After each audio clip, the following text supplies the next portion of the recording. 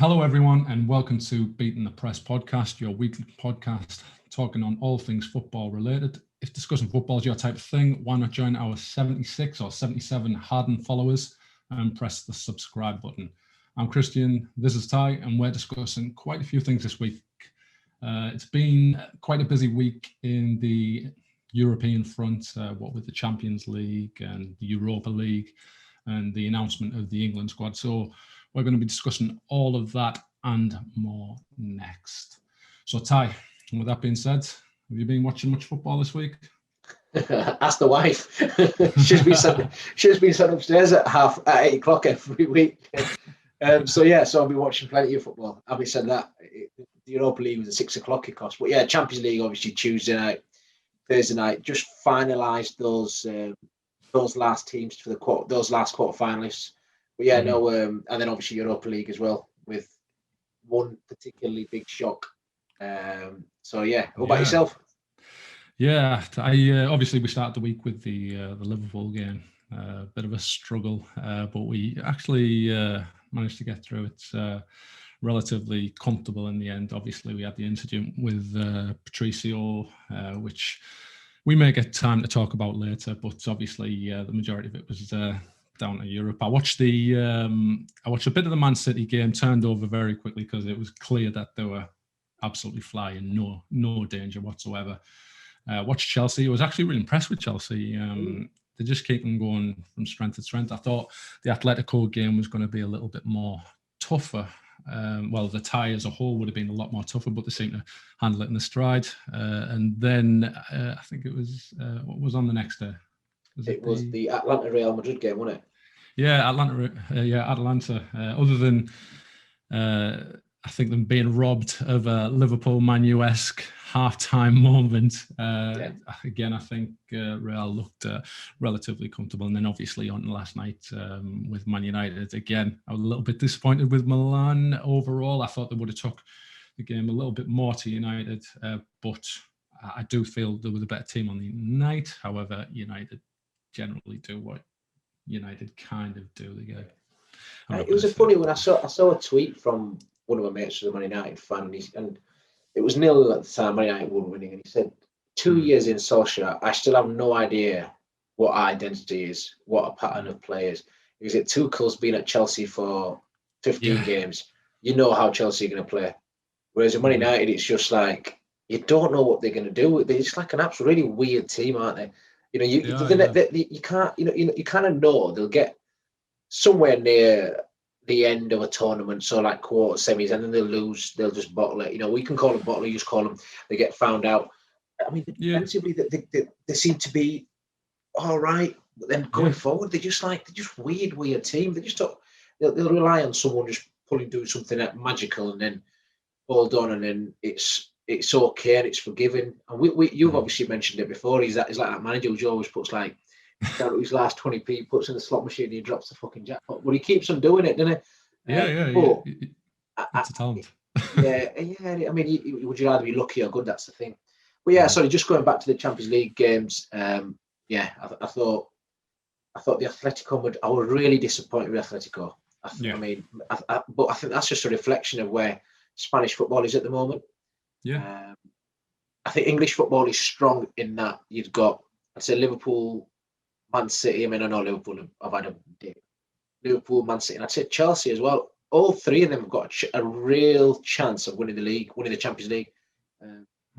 What you were saying there was, I think it's quite impressive that you've got Liverpool and Chelsea who are realistically fighting over fourth place in the Premier League as well. So it just bodes well for the Premier League as a whole. Yeah, of course it does. But the Spanish League, I think Italian League as well.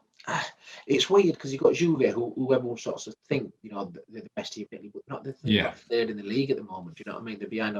Inter seem to be flying. It's like the wrong teams are in the sort of, far, knockout stages of the Champions League. But you've got Bayern Munich and Leipzig as well. Leipzig was supposed to be really close, but Liverpool absolutely pretty much smashed them over 2 games. It's just a weird season. Whereas I thought Porto were quite impressive against Juve. Yeah, I was impressed by Porto. Especially with them going down to 10 men. It seems like it goes in cycles, doesn't it? Football's cyclical, absolutely, yeah. Yeah.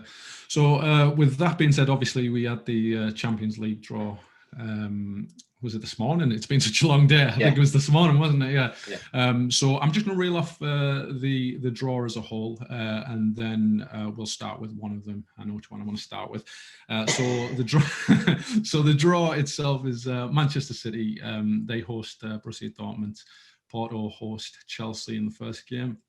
Bayern Munich host Paris Saint-Germain, and Real Madrid host Liverpool, which is obviously where I'm going to start. There's no other place. Obviously, the Madrid fans will probably remember the final a couple of years ago as the Gareth Bale final, where he, for that magical moment where he does the overhead kick, and they go on to win yet another Champions League. But Liverpool fans, me, you, every other Liverpool fan, we probably remember it for one reason only: Mo Salah getting armbarred by Sergio Ramos and completely messing up our flow and just throwing off our rhythm completely.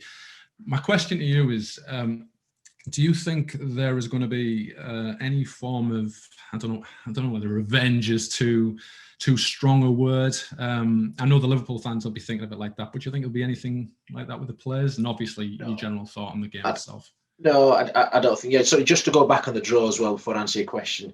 So they've done the semi-final draw as well. So it's Liverpool. The winners of the Liverpool Real game are playing the winners of Chelsea Porto game, and then obviously the other side. Winners are then playing each other. Well, yeah, I don't think it'll make a huge difference. I don't think they'll have revenge in their mind. Lots of things have happened since then. Liverpool have won the Champions League since they lost that final as well. It's interesting you say Liverpool fans will remember it as a more. I actually don't. I remember it as the Karius final. We could talk about Bale, but Karius literally just threw 2 in. I think me and you would have saved both those goals to give. They won 3-1, and Bale's over a kick, obviously phenomenal. Well, then he's actually rolled the ball out to Benzema. It's hit his backside and it's gone in, and a shot that was straight at him's gone through his legs, and he never played for Liverpool again, I don't think. Or he played a game and he got binned off. But yeah, so no, I don't think it's got anything to do with it. And I think before the draw came about, I actually wanted the 2 teams I wanted was Real or Dortmund, because Porto impressed me over the 2 leg against Juve, whereas Real and Dortmund, you're looking at, if you ask a fan who hasn't been watching much football recently, they'll just go with the names and they'll think Real or Dortmund are quality, very tough. Real are not the team not the team they used to be. They it just shows the strength of La Liga where they're at. I mean, obviously anyone can win on a one-off game, the no crowd situation and all that. But I'm happy with the draw, from all the other ones that we could have done, because we could have got any of the English teams as well. I didn't want the English teams, and I would have preferred not to have Bayern. I didn't mind PSG either. So it would have been like not Man City or Chelsea. But I mean, again, over 2 legs, I'm not really bothered. But Real, I'm happy with, and I think we'll do okay. Obviously, more bodies are coming back as well. Fabinho obviously coming back is a huge bonus for us. Centre halves are obviously going to be asked questions, against Benzema. But the rest of it, I'm not majorly, fussed with it. I'm kind of pleased with it, with the options that we had. What about you? No, yeah, I'm like you. I'm really happy with the draw. I think, like I said, I think Liverpool fans in general have been wanting to play Real Madrid for some time. But like you said there, I don't think that the Real Madrid that they once were. Obviously, they still have the top quality. You think of Modric and in particular Kroos in midfield. But what I'm thinking about is our weak points and which teams can exploit them the most. And I feel like Real Madrid will be one of the teams that I would have chosen for us to face with our defensive problems at the moment. Because, if you think of Man City, for example, or PSG, very, very slick, fast forwards, quick play around the edge of the box. Whereas I feel like I think Nat and Kabak might, like Benzema's a little bit more of a stationary forward. I just think that they maybe will handle it a little bit better, and I think that we've got a lot of youth in our team, and I think we'll be able to just run the legs off Real Madrid personally. But also they have the they're not playing the home games at home, and I think they're struggling with that as well. I think they're playing at the like the training. Yeah, so I'm really happy with that. You know, I think I'd have been a lot more worried if it was up against you know, like a forward in someone like Haaland, with a lot more pace, power, a little bit more trickery with the likes of Sancho. But then again, Vinicius Junior, I watched him the other night and I thought he was really good. He was the standout player for Real Madrid. I just want to move on to the next one. You actually mentioned that you were very impressed with Porto, but I think if most people would have been picking a team that they probably would have wanted to play before the last round of games, they would have said Porto. Now, you probably already answered this, but it's not going to be as straightforward as what people think. No, this is just people's lack of knowledge and just going with the names. You know, if you put all those 8 teams on a sheet of paper and you think rank first to worst, you've got Porto at the end. Whereas if you actually watch them play, Porto won't be at the bottom. Porto have got a real, you know, you talk about teams with identity. You watch them play, they've got a real way of playing. And that Oliveira who scored I know it was fucking when Ronaldo turned his back. He's an absolute player. You know, I know Pepe is like nearly 70 and keeps going, and you know what I mean. But you know, you want him on your side. You know, he's an absolute twat, but he's someone you want on your side. Yeah. And I think it's not going to be as easy for Chelsea as many people think. I think they've gone second favourites, and I don't quite get that. Man City are favourites. I definitely don't get that. They're on the tougher side of the draw, I'd say. They've got Bayern, PSG. They've got Dortmund to get past, and it's either Bayern or PSG. You know, Man City have never been to a final. Every season they're in a final, and then you know Guardiola tries to do something unbelievably unique that no one's ever seen before, and he falls flat on his face. When just stick to the one way you're playing, and if you go out, you go out. Yes, and I think Chelsea tough game, but I mean you'd expect them to go through, but you know I think it's going to be a really really tight one. I think it could go to extra time. That you know, obviously in the second leg. Yeah, they've obviously he's came in Tuchel, and he's like put his own, like we were talking about Solskjaer earlier. He's put his own brand on Chelsea almost instantly. Like they're really impressive. They're very difficult to beat. Retain possession really well. I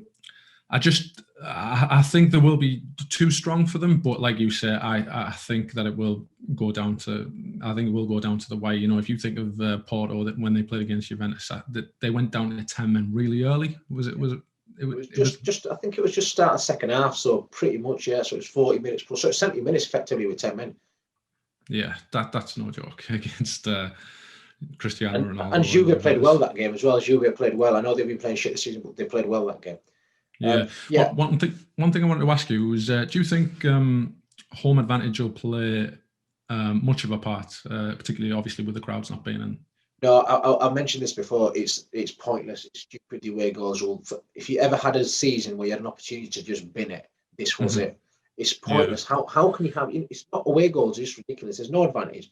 I mean, the Liverpool Leipzig game was the most bonkers game ever. Both played at neutral venues. Both games that you've got away goals. It's like, how does that work? You know, it's just sometimes I just think they need to get the bang ends together, and I just think that does not make any sense at all. You know what I mean? We could speak about the away goals forever. Like I've always said that after extra time, the away goals should not count because each team should have 90 minutes with the chance to have away goals. But I'm just thinking with regards to Porto, they obviously, I think they're in is it a red zone with regards to COVID, so potentially they'll be playing their game in a neutral venue with Chelsea obviously playing their game at home. So that could play some part, but like you said, I don't think it'll. I mean, I think the legs aren't till first week in April or maybe second week in April, so you don't know how the rules are going to change. Could be a possibility of it being lifted by then. Yeah, you kind of hope so, and you think, but you don't know. I think just going back to Chelsea's, you talk about he's really stamped his mark, and I think he's done something which Lampard hasn't done, and I think managers before him either. I don't know. He's playing sort of 3-4-3, and obviously with the three, he's got Werner up front or Giroud, and then in the sort of the 2 10s effectively, he's rotating in between ZH, Havertz, Mount, and Hudson-Odoi had to go in there. But the 2 in the middle, the really big difference and change, I think, is put Kante in there. So it's Kante and Kovacic. The games, I know with Jorginho and Kovacic, they were fine. But Kante's gone in their last few games and he's been phenomenal. He's gone to the Kante of the Leicester form, where you're thinking he's everywhere, there's two of him, that sort of thing. Is his positional sense and ability to take the ball and play from that position. I think he's brilliant. And I think the previously when they were playing sort of 4-3-3 or sometimes 3-5-2 and they're three in the middle, Kante I don't think he's very good. He's not as good when he's got three in the middle. He's better when there's just two of them in the middle. And I think him and Kovacic, you know what I mean? I think that's a better set midfield. But yeah, he's been top notch. Like, he's been absolutely brilliant. I can't speak highly enough. And it reminds me of when he was at Leicester. Yeah, he's been kind of pigeonholed by a couple of managers previously, where the only thing of him is a destroyer. But like you say, in Leicester, he was renowned for even travelling with the ball, his ability to pass the ball about. So it's good to see him back in that level of form because he is a player I like. He seems like a nice guy off the pitch as well. Yeah. So moving on, we've got the probably the most tastiest game in the quarterfinals, which is Bayern hosting PSG in the first leg. So Neymar will likely be back with that in that game. With both teams at full strength, who have you got? Oh, Bayern. I know Bayern beat them in the final as well, didn't they, last year? We talk about revenge and stuff, but PSG's side Pochettino's the top manager. How much is going to get in there and change it and get them to the level where they need to beat Bayern, I'm not quite sure. The league, I think the 3 points to top at league as well, PSG in France. Whereas Bayern have got a way of playing. They're a strong side. I mean, not to say PSG can't turn up and win. It's one of those, isn't it, Europe? You can be brilliant in one leg and pretty shit in the other and still go through. Like, they were brilliant in the game against Barca away. They won 4-1, whereas the game at home, Barca were phenomenal, but they still couldn't get the goal. They did enough in the first game to get through. So it's a tough one. I mean, I'd expect Bayern to go through, but you have got Mbappe, Neymar, Verratti, do you know what I mean? Marquinhos. You've got some top players in there that could turn it on and it could go their way. And I think they are more of a team since Pochettino's done it. They have got a better way of playing. It's not just all. I think the previous managers they've had and probably the owners, they wanted to go down the Galactico route. Pochettino's come back and he's trying to get away from that. And I think Bayern will go through, but it'll be closer than sort of last season. Even though the Champions League final last year, Bayern only won 1-0, I think they could and should have probably won by more. It wasn't really a fair reflection of the game. But I think it'll be close. I think all four will be close, but I think that will be close. I'd imagine Bayern will wedge it. Yeah, I agree with you. I think when both teams are on form, Bayern win it. But I think the only way that PSG do beat Bayern is if they're on form. Like, I think Bayern, they can afford to have an off night and they could still come through the tie. But I think PSG have to be on it. Neymar has to be on it. And Mbappe can't afford to miss the chances like he did in the final. I think, I think it'll be. I actually think it'll be comfortable for Bayern Munich. Then again, I've had them from the beginning, and I still don't see any way that they're going to give it up. Now, moving on to Man City, the last quarter final, they are hosting Borussia Dortmund and Haaland. It's perhaps an audition because obviously everybody's tipping him to go to Man City in the summer. So, how do you see this one going? A lot tighter than people think. And I think, I think everyone, I mean, I'd imagine, I've not spoken to you, I've not asked you yet, but I'd imagine you'd think Man City are going to piss it. And I can see that, but I think Dortmund attack well, like really well. And I know they're quite a bit off Bayern and aren't in the Bundesliga, but they're one of those teams that could turn it on because again they've got some really good players, top players that can turn it on. Again, it's knockout football, and you're sort of thinking one good game. And Man City's history of getting to the sort of business end of the Champions League and fucking it up sometimes off their own doing as well. It's not a given. So if there is going to be a shock I will for, I'd say that's the one. I'd say Dortmund to go through. And I think that all four are fairly tight, I'd say, but this one, I can see Dortmund upsetting the apple cart. Mm-hmm. What about you? I'm probably the stereotypical fan. I'm a bookies Dream. I go favorite. I'm like you in a way. I kind of worry for City, because City can dominate a game. They can have all the possession, all the chances. But the one thing that you have with City is they can throw away a tie like no other team can within the shortest space of time. They concede one, it's quite easy for them. You can see them that they're ready to capitulate like they did against us. They pretty much lost the Champions League tie against us a couple of years where we knocked them out. They lost it within 20 minutes. And, it's I think they've got maybe better characters now from when we played them. But, I just think that I think they will be too strong. But then again, I would never, ever back against Haaland, who I absolutely love. I think he's the hottest prospect going about. And that's the next thing that I wanted to touch on with you. I don't know if you watched it on, I think it was Monday Night Football. They had Thierry Henry and Jamie Carragher. And Thierry Henry would not choose either way because obviously Mbappe is his countryman. So he's not going to say it one way or the other. I just wanted to have your opinion on if you could choose one player, doesn't matter for what team, who would you have? Mbappe. Wow, really? Yeah. I just think he's more... Shocked me. No, does that surprise you? It does surprise me, but yeah, I'd be interested to know why. Yeah, so, right. Mbappe can play anywhere across the front three. Mm-hmm. It's quicker than him. And I think he's been held back at PSG. He's been playing in the wrong league. He needs to... He's won the World Cup as well. Yes. I think people forget about that. And he turned up at the World Cup as well. He's been unlucky at PSG in that with Neymar there. He's always somehow played sort of second fiddle in a weird way. The rest of the world know he's sort of better, and football people generally know he's better. Neymar's the fancy down, and the owner was fucking jizzing in his pants when they signed Neymar. But Mbappe has got something about him. We talk about obviously when Messi and Ronaldo go, who's the next one, and these two are obviously top of the list to take that mantle. But I just think Mbappe is a generational talent. To be fair, so is Haaland, and I can see why someone would go the other way. But it is a game of opinions. I just think with winning the World Cup and he's been about longer as well. That plays a part. Haaland's been brilliant for Dortmund for a season, maybe. Do you know what I mean? Mbappe's done it for a good while. Even before when he was at Monaco as well, and he's at France for France as well.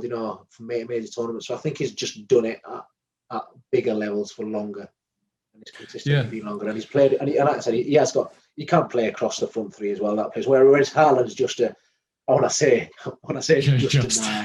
He's just a 9, but he's like the phenomenal 9. You know what I mean? And it's just So that's my opinion. Obviously, if you disagree, please comment. Let me know your thoughts as well. We always welcome them.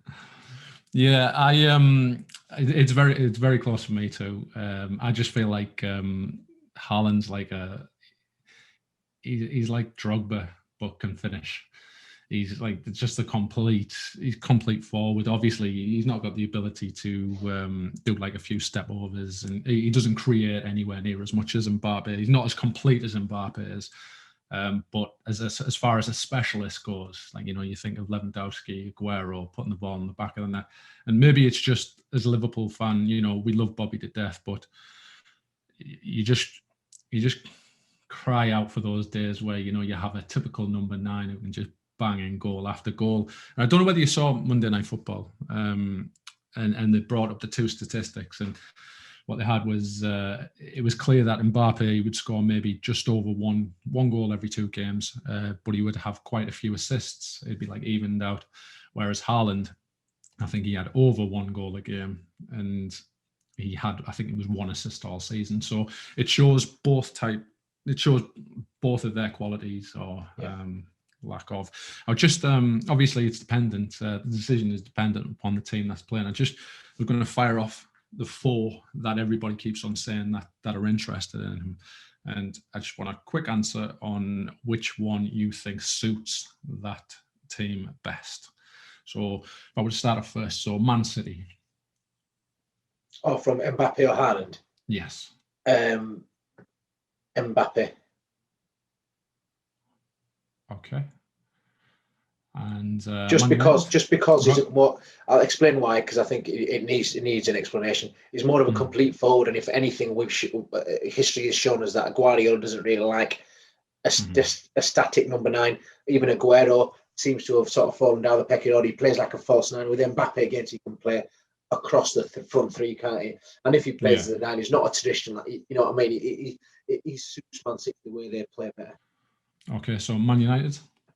Haaland. Do you think that's because of their style? Yeah, they need a 9. I mean, Cavani's, I think there's rumours of him going to Boca Juniors at the end of the season, and he's, 34, 35. He's not on a... They need... I know, this is what they need, yeah. Everyone else, they got Greenwood, Martial, Rashford, they all like to play wide, so Haaland down middle, yeah. Chelsea? Haaland, because Werner's not a 9. He can't finish for shit. I'm not buying him. I've not been impressed by him, but that's another podcast. Haaland down the middle. Mbappe, he won't really play. I think Haaland, they need a 9. Giroud's getting on a bit, and yeah, Haaland. Liverpool. Fuck me. Haaland. We don't sell any players. We keep exactly who they are. I mean, you could play Mbappe down there, and as well, I don't know. I think Mbappe, because it'd suit the way we play better. Actually, Mbappe, yeah, because obviously, we need that pacing behind and the pressing. And Haaland, as great as he is, he's a typical 9. He's not going to, his pressing isn't that great. That's a big part of our game. Mbappe can play across the front 3, so Man could he quite easily play in central, do you know what I mean? And just shift it around. Where it's Haaland, he's always going to play 9, and then it's like, who's going to play as your wingers, as your wide man? Is it me, Jota for me? It's just, yeah. I think Mbappe would suit us better. Even though if you gave me Haaland, I'd snap your hand off. So moving on. Obviously, we mentioned earlier the semi-finals. The draw goes as follows: we've got Bayern Munich or PSG versus Man City or Borussia Dortmund. And then you've got Real Madrid or Liverpool versus Porto or Chelsea. Anything that stands out there? Obviously, Liverpool will be happy with that. Yeah, I think Man City would be happy with it, and I think all the teams, apart from us, obviously the PSG would be like, well, we'd rather not have Man City. Dortmund, obviously, the teams that have got the tough teams would say, well, why can't we get someone else? But I think in general, it's a good draw. I think the easier, if there ever is.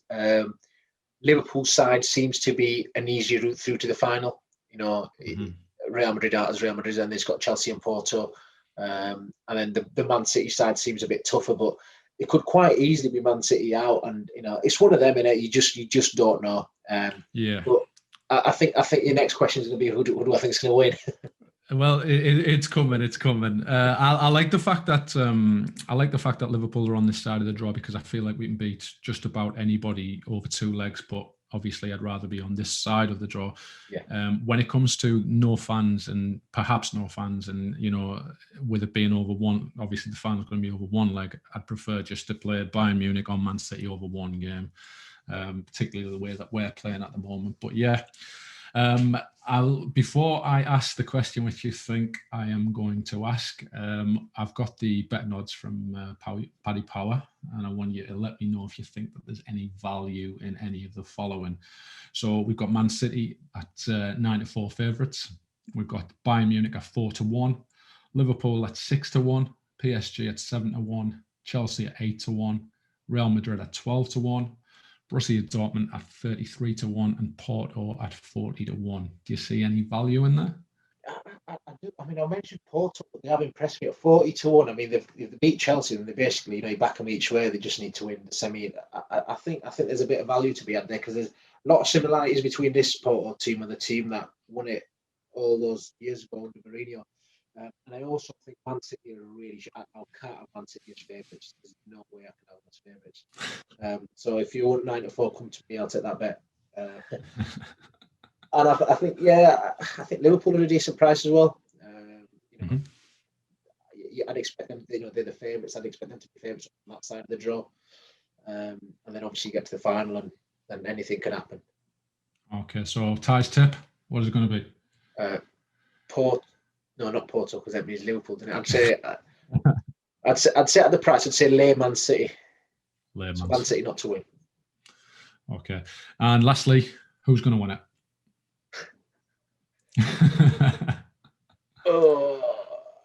Can I give you the finalists? Go on, you can give me the finalists. I'll give you the finalists: Liverpool and Bayern. Okay. Well, I'm going to go with Bayern's going to win it. So, all right. Well, with that being said, we'd like to get your opinions below. Who do you think is going to win the Champions League? Is it going to be Liverpool? Hopefully. I have a feeling a lot of you will go with Man City or Bayern Munich, but it'd be interesting to hear your thoughts. So just put it down in the comments below. So next, we're going to move on to the Europa League. Did you manage to catch that draw? No, Man United got Granada. I didn't get the rest of it. I'm sure you're going to fill me in with it. Yeah, so obviously Granada play Man United at the in the first game, and then the second game goes back to Old Trafford. Arsenal, they host Slavia Prague in the first leg. You've got Ajax v Roma, a little bit of a tasty tie there. Yeah. You've got Dinamo Zagreb versus Villareal in the final game. Starting with United, they obviously travel to Granada first, so surely they've got to be relatively chuffed with that draw. You'd think so, but again, Granada have done all right, and Man United don't. You know, they're a weird team. I've said before, they're a weird team. You know, you don't know what you're going to get from them. So, you know, I'd imagine if they put them down as favourites, I'd be laying. I'll be like, nah, don't, because, you know, Solskjaer's been in charge. He's got to a few sort of competitions later on and just absolutely bottled it or spooned it on it. So the club have, and yeah, I'd imagine it's going to be the same. Granada could knock them out. Would you be surprised? Probably not. I don't know. You'd expect Man United to go through. But I think, you know, and you look at the draw, you're thinking, I'd take Granada, and you'd sort of go through, you'd happy with that. Because obviously they beat Sociedad as well, didn't they? But Granada are a different kettle of fish, so we'll see. But I think you'd expect Man United to go through. That's what I mean. Like, you know, we've been talking about the Spanish team struggling over the last couple of years, but you just don't know. You know, there could be a mixed bag, and that's exactly what United are. You truly never know what you're going to get with them. And Granada, I think they came up to La Liga a couple of seasons ago, and I think they stayed at around about 7th and 8th. So they're no mugs. Obviously, they're there for a reason. Obviously, United and I think it's Ajax. They're the only remaining teams from the Champions League that got knocked out from the Champions League. So obviously, Granada there are absolutely on merit. So it could be a tasty game. Did you watch the game against Milan? What did you think of United? I thought they were just weird. It's like, you know, you watch them, you try and analyse. And I know Gary Neville says this every time, they're an odd bunch. And I think that's a really good way to describe them, because you just don't know what you're going to get. I thought Milan were the better side over the two legs. But Man United just, I mean, they got a goal in the first. They got, like, I said to you yesterday, they have like moments where they just like score a goal and then they'll get scabby performances and results and they'll just go through and everything seems to be all right. But no, I thought Milan just, you know, they got that Pogba goal when it happened. It was something out of the blue, wasn't it? You know, they didn't look like they were going to score. I thought Milan played good football. Man United probably, after they scored, they had about, you know, probably a 10-minute spell where they looked really threatening. And then after that, they just reverted back to normality, you know, defend deep and trying to play on the break. But yeah, you know, it was a Man United performance. You know, you're just like, what is it? You don't really know. They've won and that's it. Right. No, you don't. The one thing you can say about United at the moment is they're quite exciting to watch. You know, like, you know, they do have their dull moments, like very, very dull. But when they go away from home, particularly in these big games, like, I don't know, I'm thinking about PSG. Was it maybe last year or the season before? You know, they turned PSG over. Like, you know, they didn't play well in that game, but they still managed to turn them over. So they scored 2 goals in the last 5 minutes or something, and they were nowhere. So it's crazy. Like a weird team. They're like nowhere near the game, and the other team have like missed chances. Man, they'll managed to, you know, I don't know. I was reading. Yeah, I was really impressed with Milan in the first leg. I thought they were brilliant, and I just thought I couldn't see another win. I couldn't see anyone else win but them in the second leg. But credit United, coming through. I thought Pogba, when he came on, he was excellent. It seems to be like continually a star player manages to pull it out the bag for them. It's not necessarily like a team performance or a tactical masterclass. It seems to be one player just kind of steps up and seem to be doing it one after the other at the moment. But eventually, you imagine that luck's got to run out. Yeah, I think just linked to that. Just a really quick point. Fernandes has been really bad for a couple of months lately. Yeah. A couple of. He had an unbelievable 1 year, and he's not been after that calendar year's over. He's not done a lot, has he? And he's almost like at the moment, you're asking me over the last few months, I'd be having Pogba playing ahead of him in that role. Do you know what I mean? And I think he seems to bring more to the team than Fernandes. Fernandes just seems to moan a lot. I find at the moment, I think he's definitely suffering from some form of burnout. Pogba's had a couple of injuries where he's allowed to refresh, but as well as Bruno has done, he has been poor of late. But like I say, I put that down to burnout.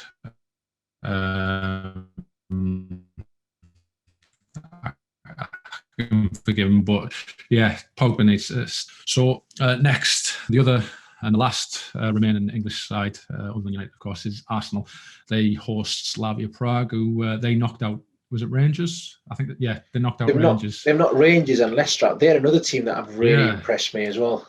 So it's going to be tricky, this one. Of course, yeah. I mean, I think I actually thought Arsenal had a real chance of winning it, but I think that's not a kind draw to them, because Slavia Prague are a tough side. I mean, obviously Leicester will tell you all about them. They knocked Rangers out as well.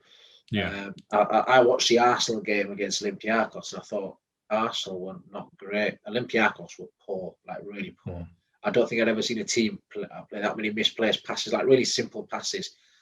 And Arsenal just couldn't. And they lost 1-0 at the end, didn't they? They lost another, because I can't even remember. Yeah, they lost 1-0. No, I think it's a tough game. I mean, it's another one you'd expect Arsenal to go through, but the way Arsenal are playing, it just shows where the league's at, the Premier League's at. You've got some teams, and you can't say with any certainty that someone's going to go and do something. I think Chelsea are actually the informed team in the league at the moment. The way they're playing, you kind of know what you're going to get from them. The rest of them, I just think.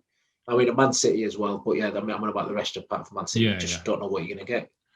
I'm just interested in your thoughts on Arsenal and where you see them at the moment. Obviously, Arteta seems to take the team pretty far in competitions, and I want to preface that a little bit in maybe competitions that people don't necessarily take too serious until they get into the latter rounds. If you think of, he's won the FA Cup last season or the season before, where it's obviously a competition where the stronger teams start to feel the best teams in the quarters. And if you think of the Europa League again, you get towards the quarters and the semis, and then you're going to start playing your stronger teams. Do you think that he's taken them in the right direction? Do you think that he can accomplish something bigger? I think sometimes, as he's been there for a while now. What's he been there for over a year, hasn't he? Yes, definitely. And I think sometimes as a manager, and someone like me looking in, you see the players that have made the mistakes over the years for him, and yet you're still sticking by him. So, for example, Xhaka, David Luiz, Pepe, we've spoke about him before. And I don't know what's happening with Aubameyang. I really don't. He's fallen foul, isn't he? I don't know. And I just think I think Arsenal have got a core of an unbelievably strong team. I think Tierney's good, really good. I think Gabriel's really good. Thomas Partey is good. Smith Rowe, Bukayo Saka, Lacazette. Do you know what I mean? You've got Martinelli.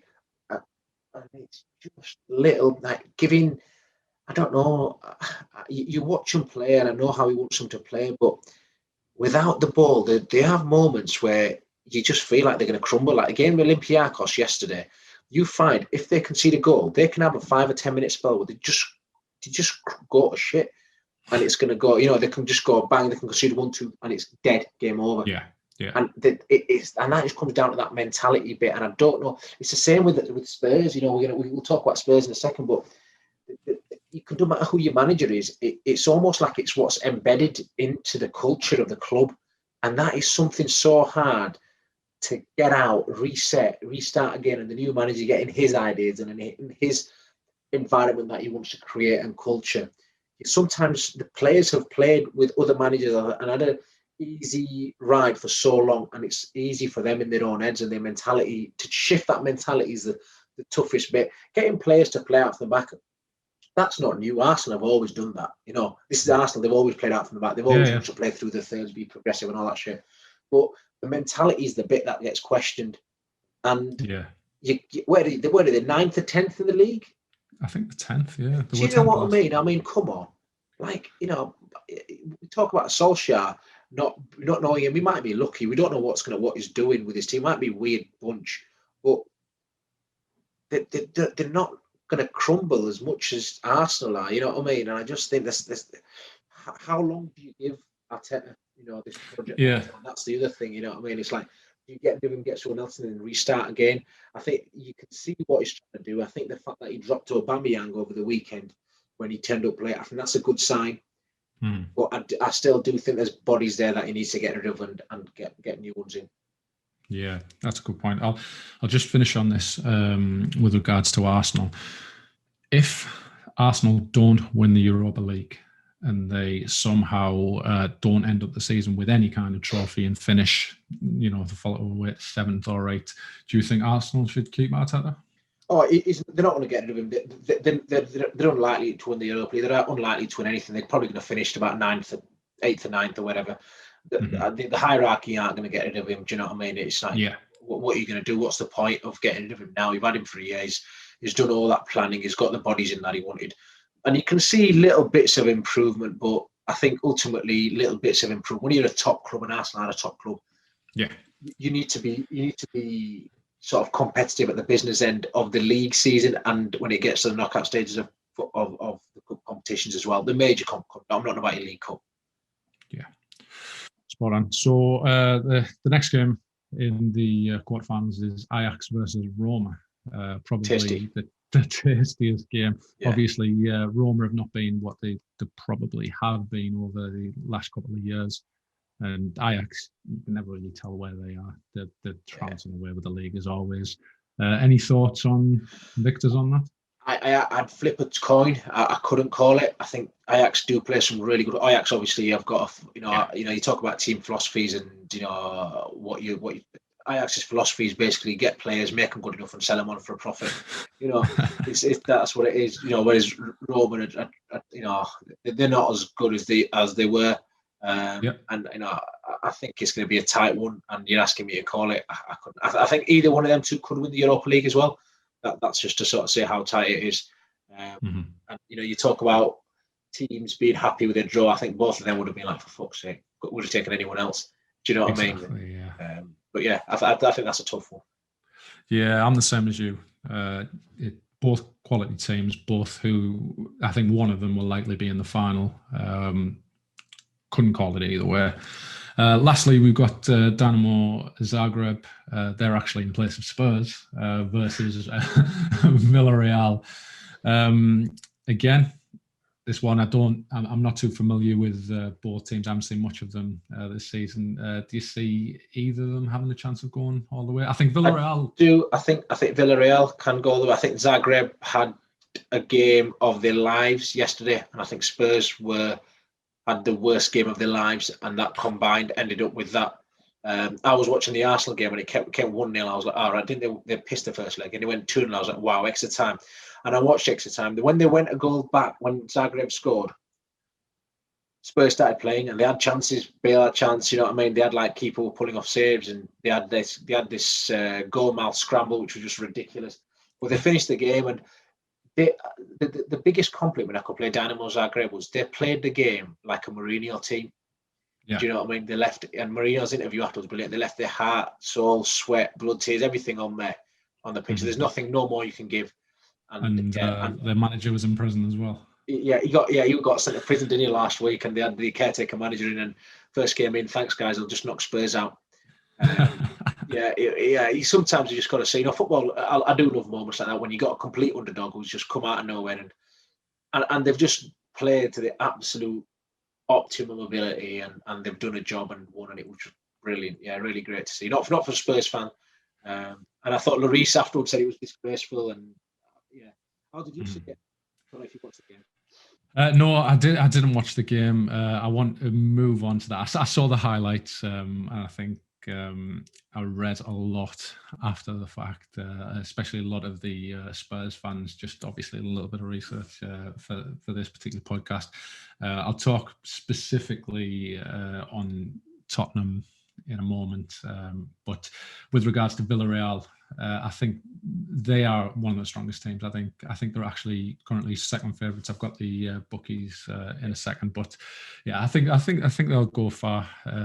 Again, I said that they Roma and Ajax will make it to the final. I believe that they are on a different side of the draw, so they potentially could go through. So I don't know if you know that the semi-final draw. No, I don't know. Yeah, so you've got Granada, Manchester United versus Ajax or Roma.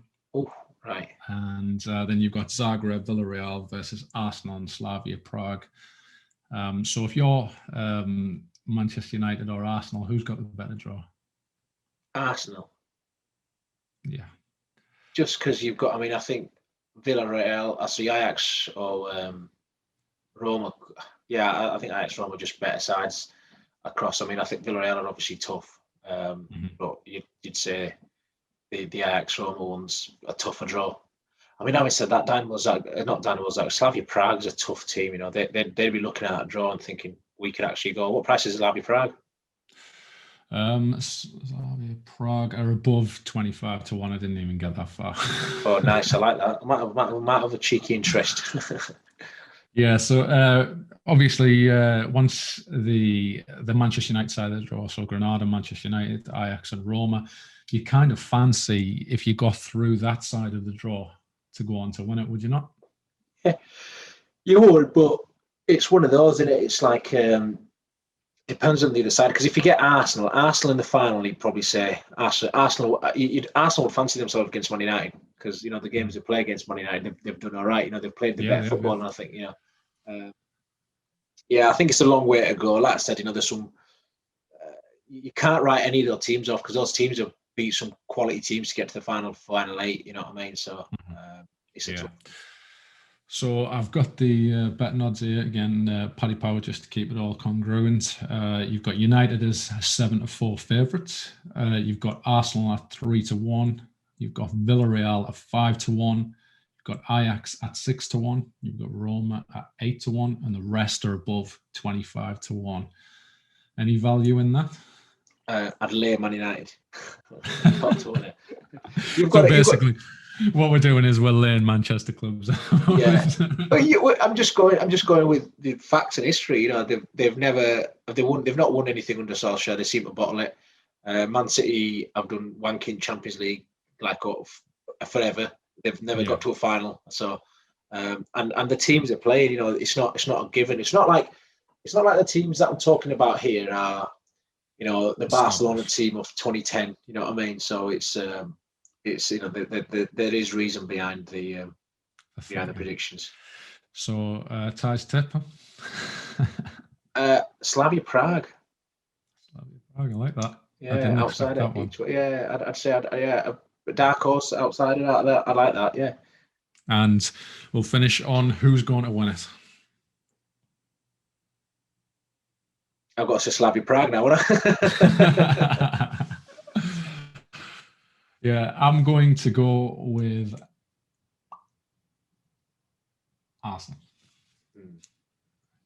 Yeah, I was thinking I can't say Arsenal to Slavia Prague, but yeah. Yeah, I don't know why. I've got a feeling for Arsenal. I've got a little bit of an affinity for them. I like you say, I like the young players, strong, hungry players. I don't like Xhaka. I don't like David Luiz. I don't like the players that you mentioned earlier. I think they're a bit of a liability, but on the day, they can beat anyone that's in that competition. So yeah, I'm going to go with Arsenal. Now, obviously, we're interested to hear your thoughts. So please put your comments down below, as always. While you're there, you might as well give us a like and a subscribe if you haven't done already. Been on long enough. Yeah. If you've got to this stage, you better subscribe, because that means you've got to like some of the shit we're talking about. Yeah. Absolutely. And even if you don't agree with anything that we say, feel free to put that in the comments. I'm sure you won't be shy. Let us know who you think's going to win. Absolutely. So next we move on to a team that have just been ejected out of the Europa League. Devastatingly. How can you go from a 2-0 victory at home, so comfortable, and then everybody just writing it off? The other team's manager's just been sent to prison for God knows what, and you're up against, I don't know. I'm not gonna insult them anymore. How did they throw it away, Ty? I want to just start by saying I really like your word, ejected. It's like, fuck you. Bye, motherfuckers. Yeah, no. I watched the extra time, and I was like, I didn't watch the nightmare, so I don't know how I saw the goals, and I was like, how do you get to a stage where you're like, at some point you've got to say, right, we've got to. It's not even like they were at Dinamo Zagreb and the stadium's full, because they could be hostile places, like empty stadium. You know what I mean? 2-0, and then at no point did they play. It was like they were lethargic, they were slow, they were lazy. It was almost like they had no energy, and I just don't get it. It's like it's the only tournament that you can realistically look to win. I just didn't get it, and I thought Mourinho, his interview afterwards and the way he spoke about players, I think he knows in his heart of hearts that the players he has, there's still too many players that are not good enough for where he wants to be. And I think the club will be coming to a crossroads soon with both him, Mourinho, whether he's going to stay or go. I know the commentator kept saying, careers could be lost after a game like this. And I know he was talking about Mourinho. He could, the hierarchy might think he's not right for us. I think Mourinho, he had a pretty strong team out as well. And the captain Lloris stepped up and he made real, but it was disgraceful. It wasn't right. And I've spoke about the brilliant performance Zagreb put in, but this should not have happened. Do you know what I mean? It's not like a FA Cup game where you've gone away where it's 0-0 at the start and the team's nicked it 1-0. They've lost 3-0. You know what I mean? They've lost 3-0. Yeah, you know what the stakes are at this level. You concede a couple of early chances, there's your warning. You go 1-0 down, there's your warning. You go 2-0 down, there's your warning. With the quality that they've got, there's no way that they should be conceding 3 goals without return. That's just unbelievable. But interesting that Mourinho continually questions the attitude of his team, like so often. Now, obviously, if you think of the likes of his Porto team, his Inter Milan team, his Chelsea team, especially in the early days, their attitudes were unbelievable. And they were so mentally strong. What do you think? Do you think Mourinho's lost some kind of element that's able to motivate his players, or do you think it is more along the lines of he's just come in?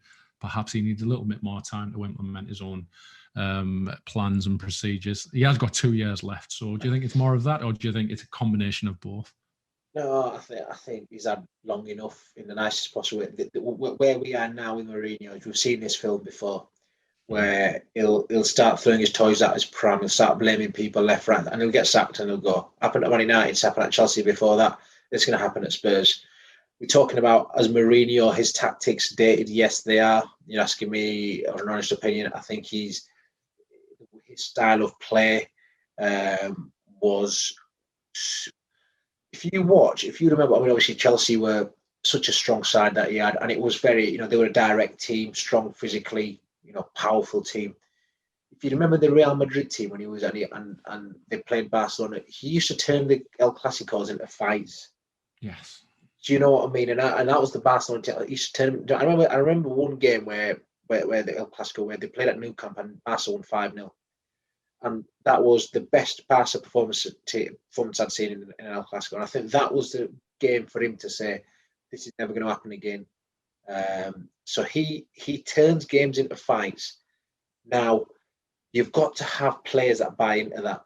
he was lucky at the time. He had, you got Pepe, you got Ramos. You know what I mean? They'll absolutely lap that shit up.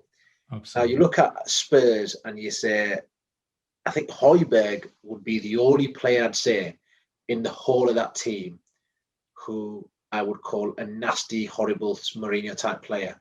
And Mourinho starts him every game. There's no coincidence with that.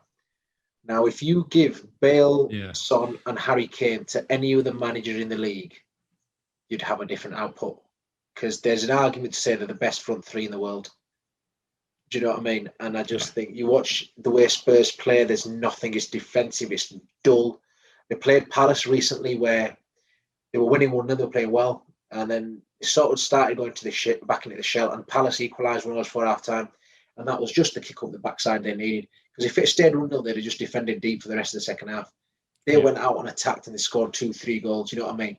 They need... It's like Mourinho's got this break on them all. It's like you can only attack so much. You can only, we don't want to get caught in the turnover. We don't want to get counter-attacked on. And the game's moved on from there. It's such a boring team to watch. They're so methodical the way they play. Do you know what I mean? It's like you go there, you move there. Everything's very sort of slow and cumbersome. It's very rigid as well. Like there's, I don't want to say it, like Rafa Benitez was the perfect manager of a rigid system, but he had the ability to adapt. Whereas I feel like Mourinho, you are right. It's very rigid a system. It is very you go there, you do this. I always think that he would.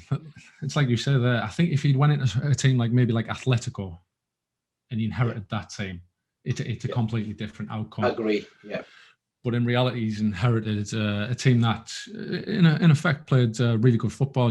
Obviously the results start to go a bit down the pan towards the end of Pochettino, but he did have them a way of playing. In reality, they were competing with the best in Europe at the time.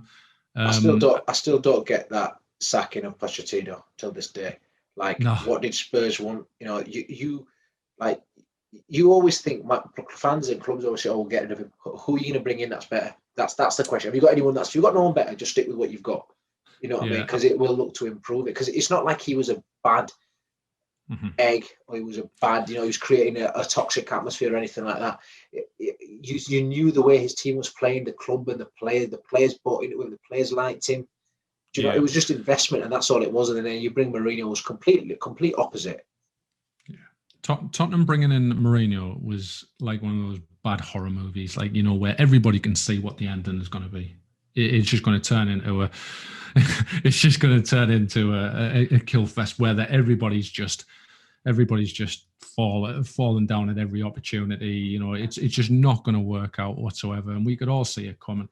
But the only thing that I would say is Daniel Levy, when bringing him in, what do you think his objective would have been? What do you think he would have said to Mourinho?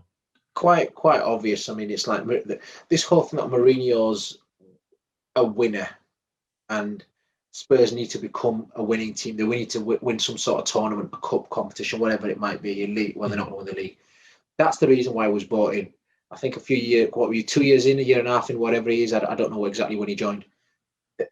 You look, there's not a lot that's really changed, and it's the same old Mourinho type team.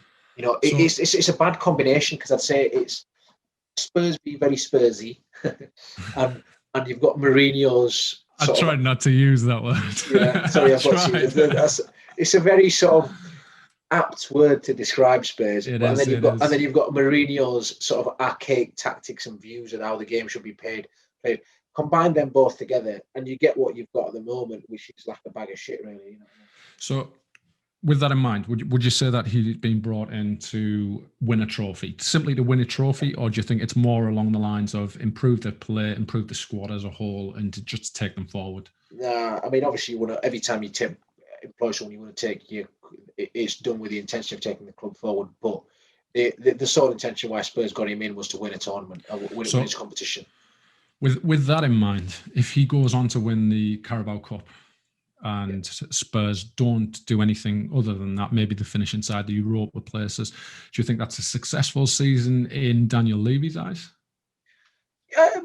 Probably, yeah. I mean, it's a tough one. They win the Carabao Cup, it probably ends up being a neutral one because I think it's been a poor one for Spurs. Do you know and what I mean? It buys them another season, perhaps. Yeah, exactly. But it's another season of sameness, isn't it? You know what I mean? Nothing's really going to change. I think anyone who watched Spurs over the last year can see, like you watch, I mean, the Tuchel one's a really good example because Chelsea's been in 15 games, yet you know how they're going to play. It's clear set identity of how we're going to play. This is what we want to do. Whereas with Spurs, he seems to go from back four to a back three. You've got Doherty in. You've got you know what I mean? There are bodies that have gone in, and he's like, Doherty's not very good. Like Ori, but Doherty, we don't really fancy. You know, There's a lot of players that there's a lot of players that he needs to get rid of, and I don't think he's going to have enough time to basically enhance that squad. I was just interested to hear if you seen Joe Hart post on Instagram. I heard about it. Did he write "job done"? Job done, 3-0. So it was like 3-0, and then it had 3-2 on aggregate in the background. And he said basically he apologised. It was something done by his social media team. You know, like in reality, Jesus Christ, I do truly believe, obviously, that's not Joe Hart. He's not going to surely take the piss that much. Yeah. But that is a horrific mistake, whoever that is. Yeah, that social media team is getting sacked. Oh, 100%. You're gone. Absolutely. So just before we sort of move on, I don't know if you've seen Mourinho's favourite next to go. Do you think he could go before the end of the season? Yeah, I think he will go before the end of the season. I thought that since the start of the season, I say the start of the season, I just never thought it was going to work out. And obviously when they had that little bit of form after Christmas, and I think they were top of the league with us at one point.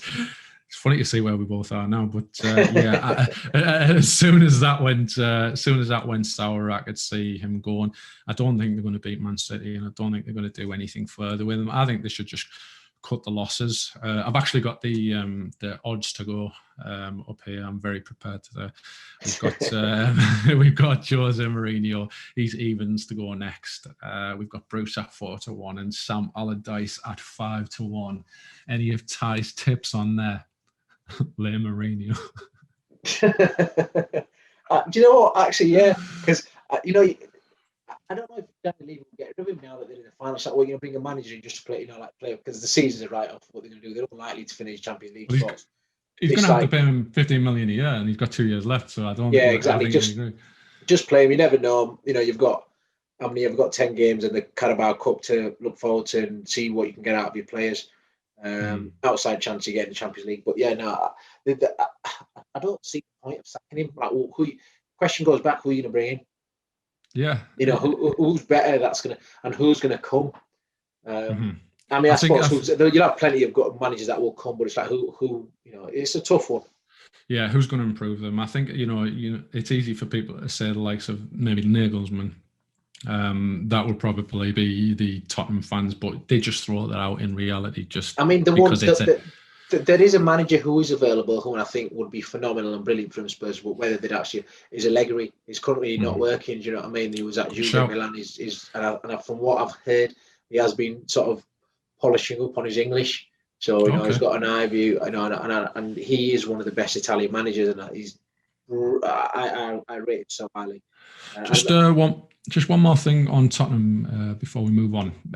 Obviously, Kane and Son, they're a class apart from the rest of the squad. Kane's now, I think he's around about 28-year-old. I think you know the question that I'm about to ask you. Do you think he'll be tempted to move on? And I think by now, a lot of fans will kind of let him go with a blessing. And is he a player that you rate? Yeah, 100%. I mean, I've watched him quite a bit, obviously, naturally, because there's been so much football on. But I didn't realise he's such a clever footballer. Like, his brain works so well, you know what I mean? And everything he does and his passing ability, everything's brilliant. In terms of sort of leaving, I'll throw this question back at you. Me and you should know about this.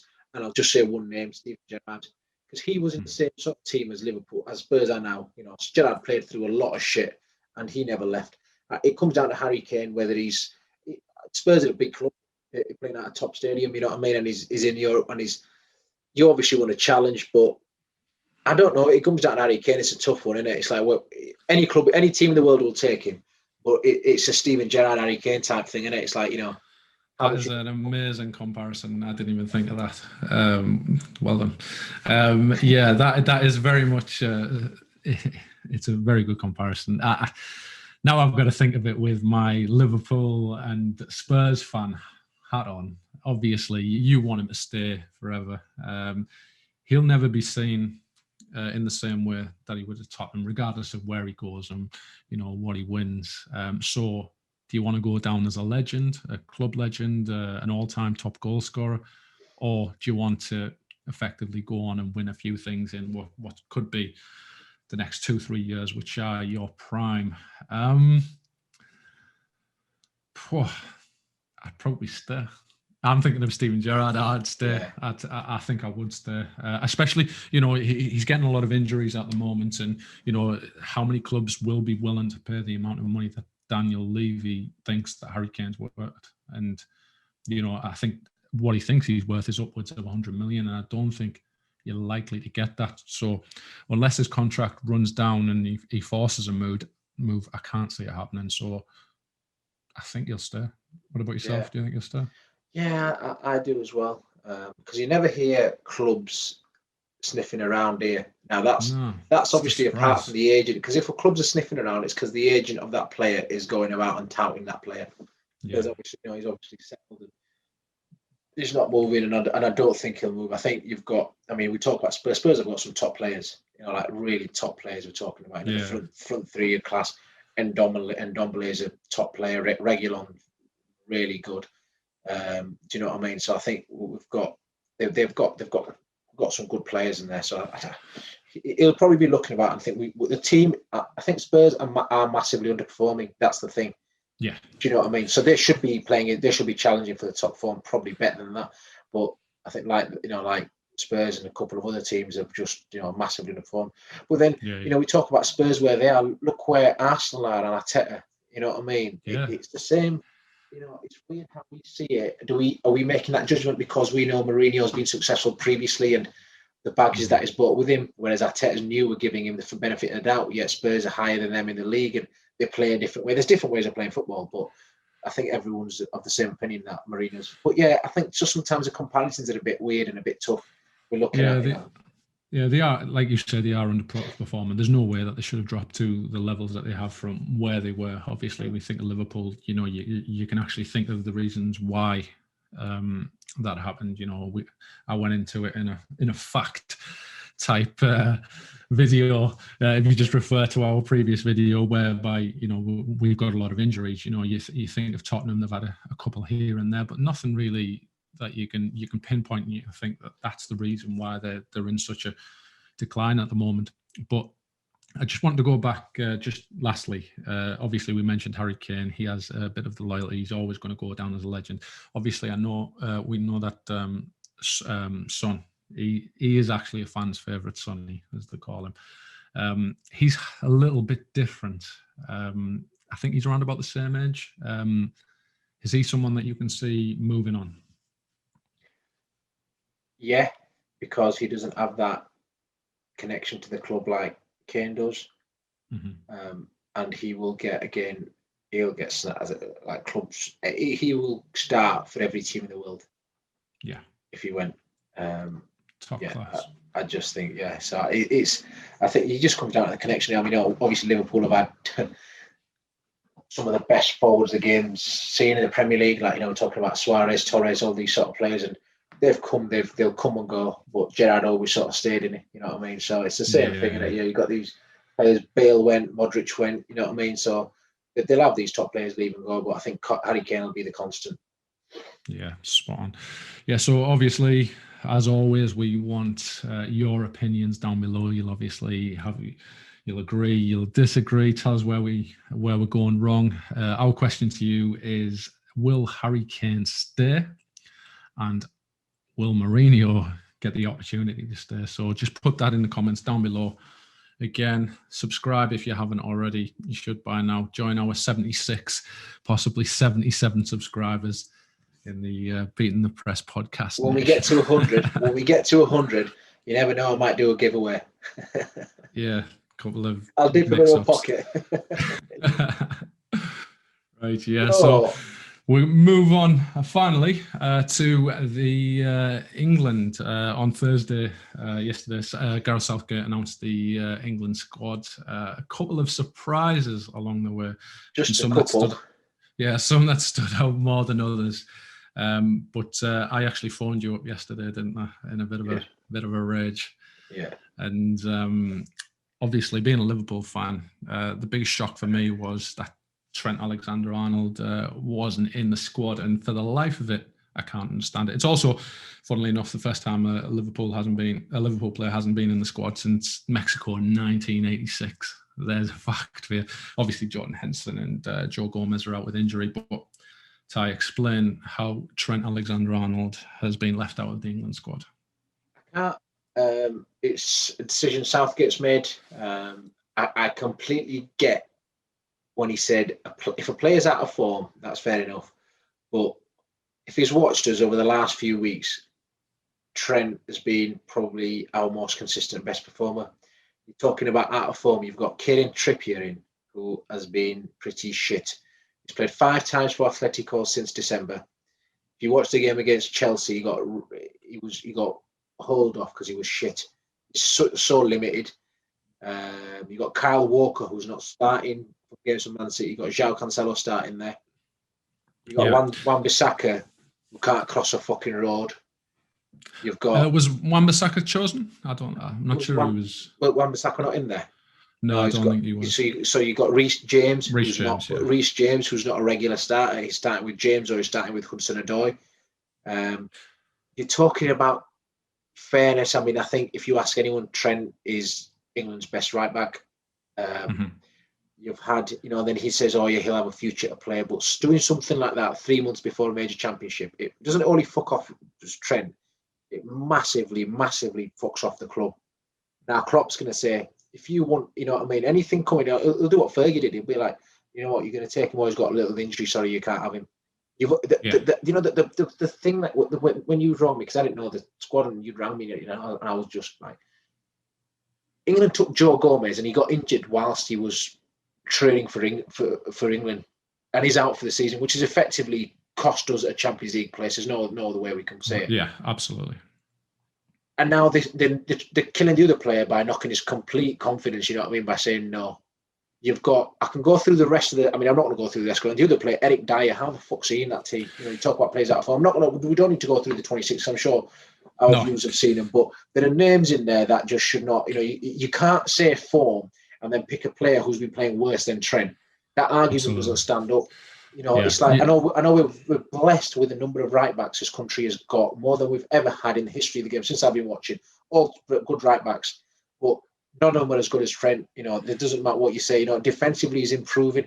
The game's different. The game's different now. Do you know what I mean? It's like, I don't know. I just sometimes feel Southgate's never completely fancied Trent as well. He doesn't always start him, and he plays him in a weird position. He plays him as a wing back sometimes, where he's a full back for Liverpool. Do you know what I mean? I just don't think he's completely got him all the time. Yeah, you've nailed every single one of my points. Right, you just took, it's perfectly right what you were saying. Like, I don't think he fancied Trent from the start. If you think about, he's talking about players that are in form. Where was Trent's consistent run in the England team when he was winning the Champions League, when he was winning the league, when he was runner-up in the Champions League, all at the ages of 18, 19, 20. He never got a consistent run out. Now, whether that's because Southgate sometimes likes to play like 3-5-2, that could figure into it. You could probably forgive Southgate in a way when he's thinking of maybe playing Trippier and Reece James, because their managers sometimes like to play in a 5, in particular Tuchel. So you can kind of forgive him for that, but don't talk about levels of performance and then pick Dyer. Don't pick Dyer. Doesn't even, like you said, Dyer doesn't even play for his club at the moment. Kyle Walker, he wouldn't be playing if Man City had a left back. You think of Cancelo, he's had to play left back for the majority of the season. Only recently that Zinchenko's came back into the team. If they had a decent left back, he would be moved over to right back. So there's absolutely no way that Kyle Walker would be playing as much as he has. And I just think when he has been playing, he hasn't really done enough to stand out. And like you said, Kieran Trippier has been out for 3 months, and he's not been out because of injury. Yeah, he had maybe like a week here or there. He was out because of some kind of betting scandal. He wasn't exactly punished for it. In the England squad, I don't remember too much being mentioned about it, but somehow he's been brought back in off the back of 5 games. I really don't understand it. Like, it's not like he's turned up trees. Like you think of Jesse Lingard, for example. Jesse Lingard's in the squad. And I can kind of understand that because form-wise, I think he's got 4 goals, 2 assists in 6 games, so you can understand those things, but you can't tell me that picking the other 3 lads, like you say, we're blessed at right back, but picking them over Trent Alexander-Arnold, I have absolutely no idea how he can come to that conclusion. He was picking Pickford for long enough. I think he trusts certain players. And I just want I've actually got his quote up here. I just want to know your thoughts. This is the exact quote. So he says, with Trent, we've got some players who've played exceptionally well for England in the past and are playing well for their clubs. And that position on the pitch is the one competition is really high. Kieran has been consistently good for us. So obviously he's implying that he's played well for England, not necessarily. Yeah. He's had a very good season with Atletico. I know he's missed a period, but it's no surprise that the manager has decided to put him straight back in. And Kyle Walker has also had an exceptional season. I don't feel Trent, has hit the levels for Liverpool and for England that the other players have. There's an element of me having to look at how we can do that moving forward because we know some of the qualities that he brings. Now, he mentions himself there, and that's exactly the problem. He's got to find a way that he can make what is potentially one of the best young players that England have had so long, how he can fit him into that system. It's just like Phil Foden for me. You've got to find a way to put them two in the team. Obviously not at the expense of the rest of the team, but that's where you've got to start and then build your team around those, what I believe, future world-class players. He's just mirroring. The quote just summarised it. It's like he's not done well for England, but he's never had a consistent run for England to play there. You talk about what he needs to do. I mean, we've had this conversation before. We talk about Southgate. Is he good enough or not? He was a championship manager and he got thrown. He was under 21s and he got given the biggest job in England, effectively. You got Jurgen Klopp, who's probably the best manager in the world. He was shocked with the decision. He's obviously seen enough football. He's enough close to him.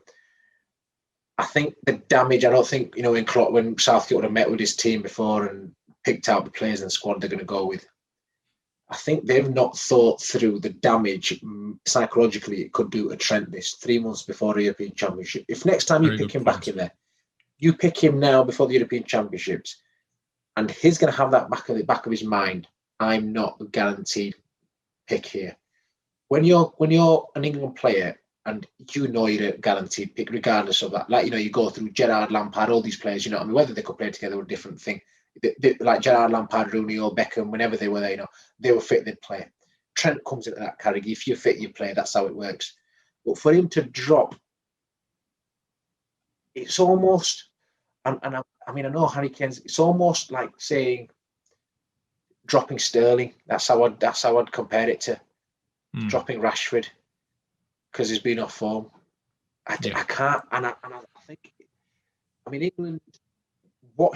How well he's done for England, I think, is up for debate. I think he's unbelievably lucky with the players he's got. But I still think he's going to fuck it up this European Championship coming around. He's not going to know where to play. He's going to fuck around with the formations, whether playing 3 at the back or 4 at the back, not a set way. And the attacking players and talent we've got, he took so long getting Jack Grealish, and he's very stubborn in that he doesn't want to feel like he's given in to the public and the media and the press because they keep calling out for a player. Brings Grealish in, and Grealish was the best player on the pitch. Do you know what I mean? It's like it's it's almost like he'll make an excuse for why he's done it, but people can see it's like, don't do it, just let them play. We're talking about, you made Trent and Foden should just be started and playing. You know, you're trying to make scapegoats out of the wrong players. These are the future of the national team. Trent's going to be a future England captain, and it's almost like Liverpool should be. I mean, I'm fucked off because obviously a Liverpool fan, but I'm almost like, he can get dropped, that's fine. But it's what happened with Joe Gomez as well. You know, to do that to a player, get him injured for the season. He's on England duty. He's got injured. Dropping Trent, and I'd be like, Henderson, fuck it. You know, do them three, you can fuck right off. None of our players are going to play for you anymore. Because I mean, Liverpool are a better side than England. You know what I mean? They're going to more likely. Liverpool are more likely to win the Champions League and the Premier League than England are to win a major tournament. I can't see it with Southgate in charge. I mean, can it happen? Of course, anything. Greece won like Euro 2004. Anything can happen. It's knockout competition. I mean, they had the best chance I think they're ever going to have to win the World Cup, and the first time they came up against a decent team, and they just crumbled. Like Solskjaer, I've never been a fan of Southgate, and when I talk about him, I don't want to come across as too disrespectful, but to me, he's just not good enough, and I feel like he almost knows it himself, to the point where he has to make sweeping statements in his actions. You know, like, for example, you mentioned Grealish. You know, everybody knew Grealish should be playing. You know, the form. He talks about form. There was no one in better form than Grealish at the time when everybody was clamouring for Grealish to be playing. But somehow he never played him, and then he came on, and obviously he proved him wrong. Now, I just feel like this Trent thing's just one of those sweeping statements just to make everybody know that, you know, effectively, I'm the gaffer. And again, like Solskjaer, I don't want to be too disrespectful. It feels like he's just come in as an apprentice from the ground up, and then he's just kind of, you know, let's say Apple. He went in as an apprentice at Apple, and then all of a sudden, by whatever happens, he just manages to be Steve Jobs. You know, that just doesn't happen. You know, Steve Jobs, you know, you take over Steve Jobs' role for a few weeks, and then you hand it over to whoever the Steve Jobs understudy, the next best person would be. In reality, he's just inherited a job, and he's been lucky enough to stay in there. And, you know, if I was Trent and he said to me, I'm going to pick you in the next game, I'd tell him, do one. I wouldn't really, but you know, because obviously you want to play in the major tournaments. You don't know how long this manager is going to stay as England manager. He could be the England manager for the next 10 years, and you've just done yourself over. So don't do that, Trent, if you're listening. So obviously, as always, we like to hear your opinions on this. We're just a couple of angry, salty Liverpool fans, by all accounts. But just feel free to put your opinions down below. Trent, if you're watching, I'd like to hear what you think. Feel free to comment here anytime you want. So question of the day. Let us know. Do you think Southgate's wrong to leave out Trent Alexander-Arnold? Is there any points that we've not covered, and is there players that you're not exactly delighted that are in the squad or being omitted from the squad? Put them all down below. Again, comment, like, subscribe, and everything down below. So that's the end of a bit of a marathon for this one, Ty. It is, yeah. I'm not going to lie. I was thinking, I was like, wow, we've been going on for a while, but please, guys, I hope you've enjoyed it. Like, share, subscribe, all that fancy jazz. And yeah, we are gonna, with the European Championships coming up in the summer, we are going to be releasing European Championships, sort of going back. So just to give you all background to the new listeners, we started the podcast around a year ago now. Wow, it's nearly a year ago. We've got to do a special when it comes out. Around a year ago. Yeah. And the intention at the start was to go through sort of European and World Cup tournaments, sort of from the mid-90s, what we remembered and carried on. So we're just going to do all the European Championships in the lead up to this Euros coming up. So we'll be having a focus on those and sort of releasing them as we move along. But for this, hope you've enjoyed this. And until next time, guys, it's bye from me. See you later, guys. See you.